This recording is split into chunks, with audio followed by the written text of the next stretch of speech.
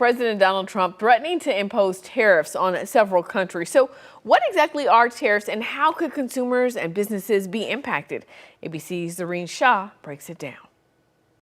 Like many Americans, you've almost certainly heard of the word tariff over the last few months. Bankrate's Sarah Foster says there are a lot of misconceptions about what tariffs mean for you and your business. I think the simplest way to describe a tariff is to call it a tax. And it's just like property taxes or sales taxes, only instead of applying towards a good or a service or real estate, it's a tax on imports. The countries where the goods originate don't pay the tariff. Rather, it's the companies or consumers buying the imports. A country where a tariff is imposed can be negatively affected if a business decides to buy its products elsewhere, resulting in less demand. Proponents of tariffs see them as a strategy to encourage more manufacturing within the U.S. What we've seen in response to Trump's first-term tariffs and then most of the tariffs that Biden kept in place during his presidential era is that it really hasn't brought much activity back to the United States. Industries and companies may be forced to increase prices, passing on their added costs to consumers. We're already seeing some companies like Walmart and Lowe's warn about price hikes. Foster says the full impact of tariffs is unclear. We've looked at this from the National Bureau of Economic Research, who found that